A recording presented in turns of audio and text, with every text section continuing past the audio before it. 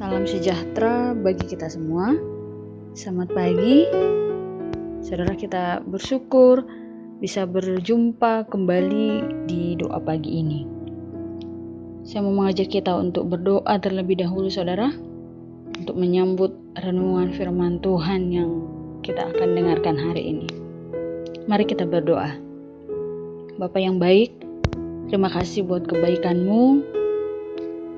Engkau menolong kami dalam peristirahatan kami sepanjang malam, sehingga pagi hari ini Tuhan boleh bangunkan kami boleh ada pagi ini dengan tubuh yang sehat, dan kami bisa kembali mendengarkan renungan firman Tuhan hari ini.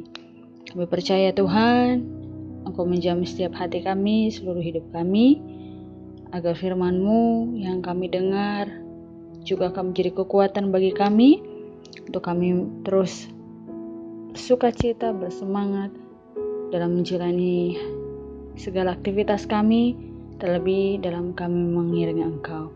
Terima kasih Tuhan Yesus, kami ucap syukur, kami berdoa hanya di dalam nama Tuhan Yesus Kristus. Haleluya, amin. Puji Tuhan.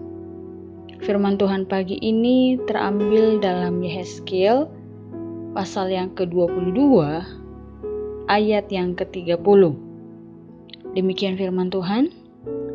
Aku mencari di tengah-tengah mereka seorang yang hendak mendirikan tembok atau yang mempertahankan negeri itu di hadapanku, supaya jangan kumusnahkan, tetapi aku tidak menemuinya. Puji Tuhan, saudara.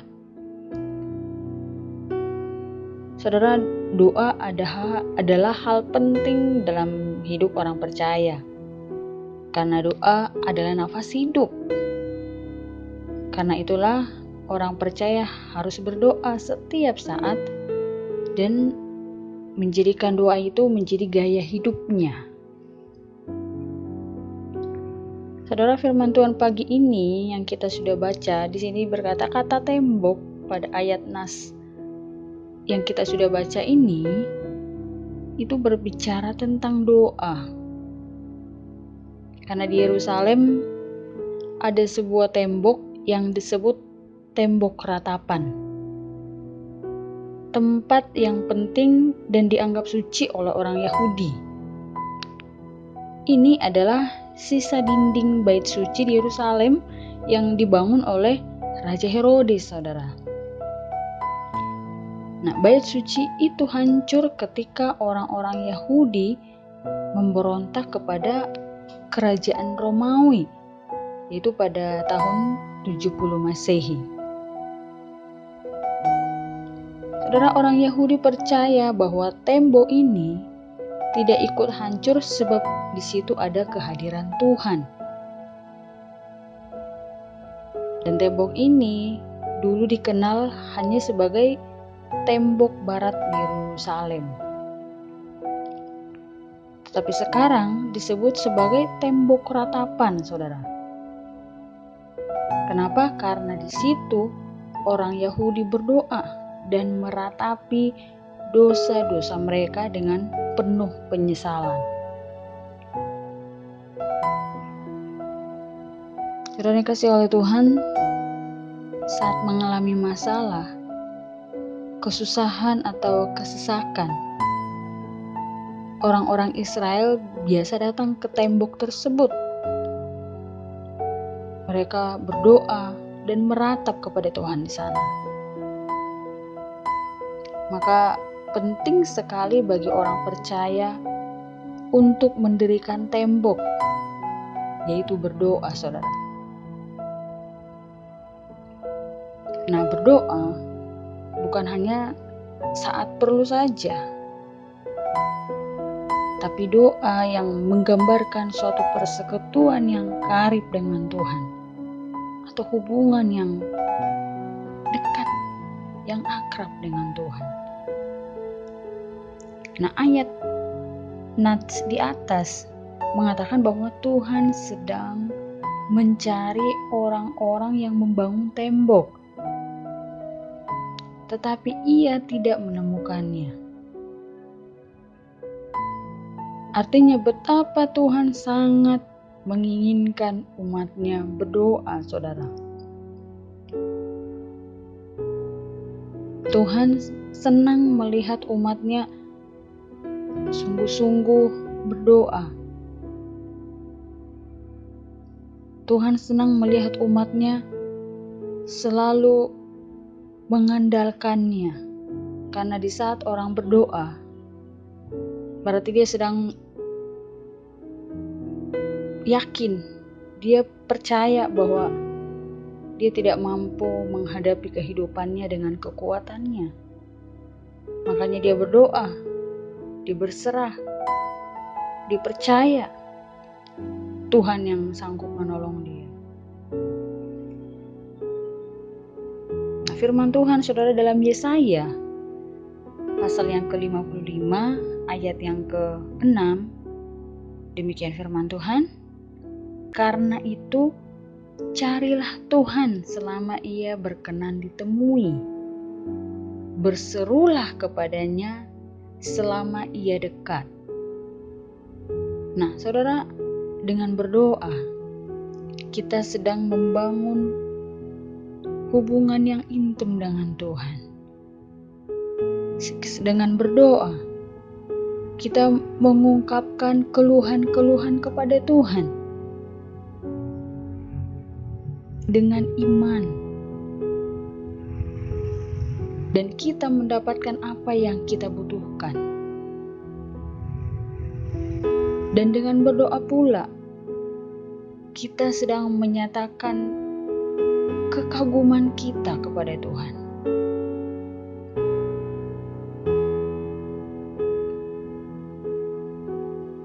Kita sedang menyatakan pujian dan penghormatan kita kepada Tuhan.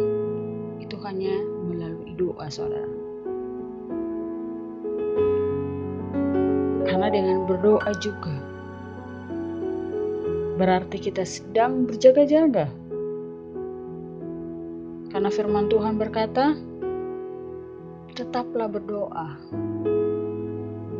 Terlebih di tengah situasi dunia yang semakin hari semakin buruk atau menakutkan, maka perlu kita semakin sungguh-sungguh mencari Tuhan.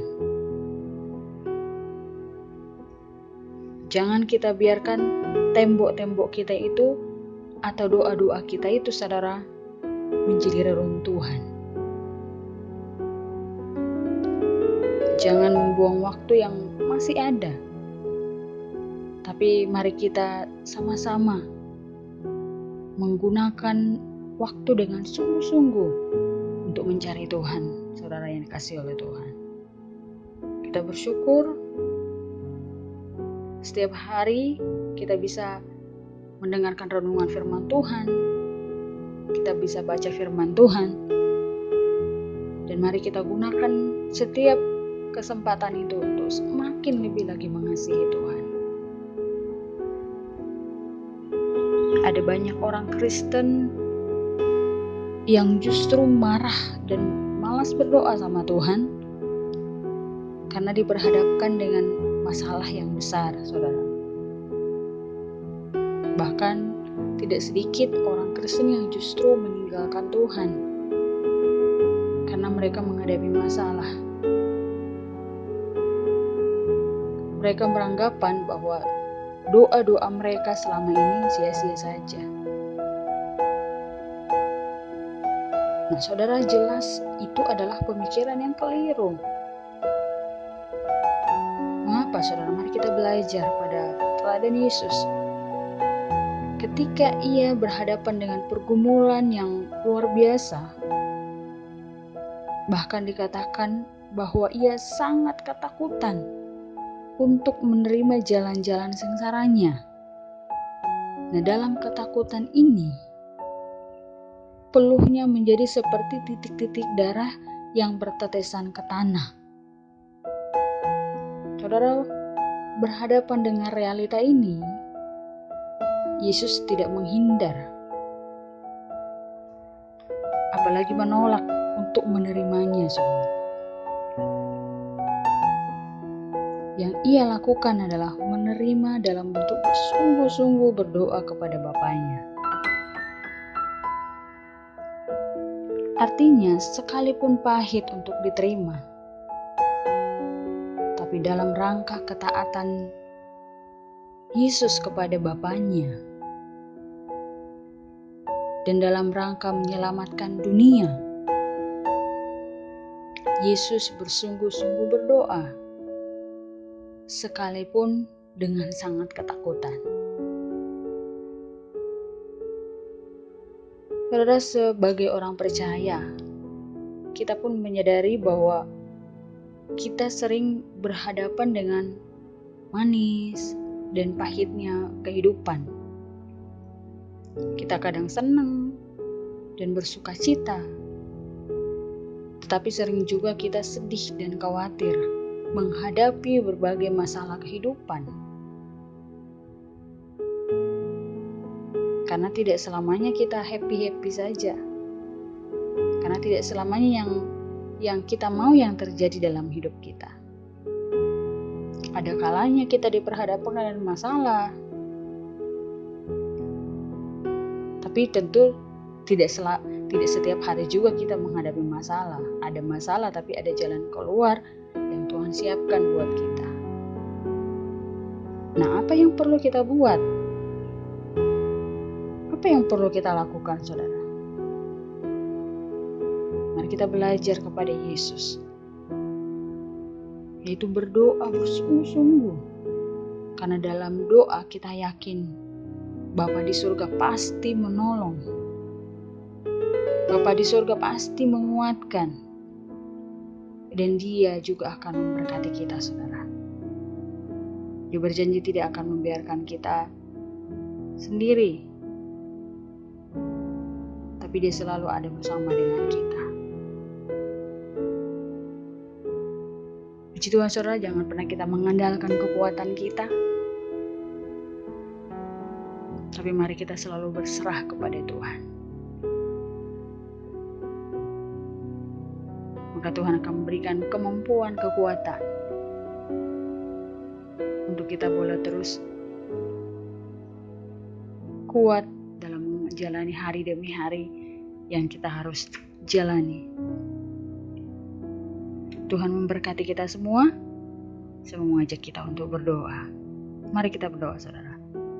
Terima kasih Bapa yang baik, kami mengucap syukur buat kasih Tuhan. Terima kasih buat kebaikan-Mu Tuhan, yang mengingatkan kami kembali untuk kami selalu membangun hubungan lewat doa-doa kami kepada Tuhan. Dan biarlah setiap kami yang sudah mendengarkan renungan firman Tuhan, semakin lebih lagi mendekatkan diri kami kepada Tuhan, sehingga lebih lagi membangun hubungan kami lewat doa-doa kami kepada Tuhan. Mungkin yang selama ini sudah jarang kami lakukan, tapi kami mau kembali kepadamu Tuhan untuk membangun hubungan yang lebih lagi lewat doa-doa kami, supaya iman kami kuat, supaya hubungan kami dengan Tuhan juga semakin lebih akrab, lebih karib lagi, dan iman kami semakin kuat dalam kami mengiringkan Engkau Tuhan. Kami percaya Engkau tidak akan membiarkan kami, Engkau selalu bersama dengan kami untuk melakukan firman-Mu dalam hidup kami. Berkati kami semua Tuhan, dalam kami beraktivitas juga, kami percaya juga Engkau menolong kami, sehingga kami mampu menjalani sepanjang hari ini dengan kemenangan, dengan perlindungan, dengan pertolongan yang daripada Tuhan. Kami serahkan roh jiwa tubuh kami percaya penyertaan Tuhan menjadi bagian kami. Kami ucap syukur, kami berdoa dalam nama Yesus Kristus. Haleluya.